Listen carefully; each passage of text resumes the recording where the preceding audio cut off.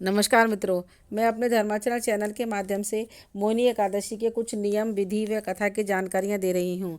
बोलिए मोहिनी रूप विष्णु भगवान की जय। सर्वप्रथम ब्रह्म मुहूर्त में उठकर स्नान से निवृत्त होकर सूर्य देव को जल अर्पित करें। तुलसी मैया की विधिवत पूजा को घर में गंगा जल छिड़क कर करें। अपने घर के मंदिर में विष्णु लक्ष्मी नारायण का चित्र आसन पर रखकर गंगा जल छिड़कें और फूल, फल, धूप, दीप प्रज्वलित करके मोहिनी एकादशी का संकल्प लें। मखाने की खीर या तिल से बनी हुई कोई मिठाई जरूर चढ़ाएं। विष्णु सहस्त्र नाम का पाठ, पाप नाशक स्त्रोत का पाठ अवश्य करें। विष्णु लक्ष्मी जी की आरती करने के बाद जोत में कपूर और 2 लौंग डाल करके सारे घर में घुमाएं और ओम नमो भगवते वासुदेवाय की एक माला करें।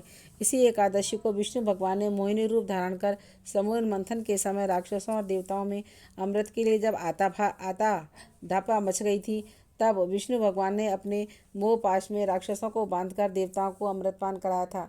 इसलिए इसका नाम मोहिनी एकादशी पड़ा।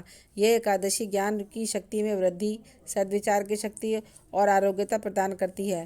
पुराणों के अनुसार कहा जाता है कि मोहिनी एकादशी के प्रभाव से पापी मनुष्य भी विष्णु धाम को चला जाता है। क्योंकि जीवन क्षणभंगुर है, ज़्यादा से ज़्यादा अन्न, जल, सब्जी, फल, वस्त्र, गाय दान करने से लोक और परलोक दोनों सफल हो जाते हैं। पुराणों के अनुसार ये कथा भी है कि सरस्वती नदी के किनारे पर भद्रावती नाम की नगरी थी। उसमें एक वैश्य धार्मिक प्रवृत्ति का खूब दान पुण्य करता था, दीन दुखियों की सेवा करता था, कर्म की गति न्यारी होती है। उसके 4 पुत्रों में से एक पुत्र वैश्याओं की संगति में पड़ गया और जुआ, शराब, मांस, मदिरा आदि से ग्रस्त हो गया। घर वालों ने परेशान हो उसको घर से बाहर निकाल दिया।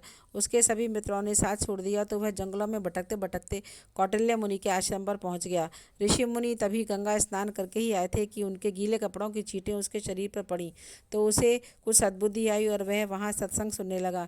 जब उसे अपने पापों का प्रायश्चित हुआ तो उसने ऋषि मुनि से पूछा था कि कोई रास्ता आप मुझे ऐसा बताइए जिससे कि मेरे सांसारिक माया मोह के बंधन छूट जाएं और मैं मोक्ष को प्राप्त हो जाऊं, मेरे सारे अपराध नष्ट हो जाएं। ऋषि ने कहा कि वैशाख माह की शुक्ल पक्ष की मोहिनी एकादशी का व्रत करो, उससे तुम्हारे सारे अपराधों से मुक्ति मिल जाएगी।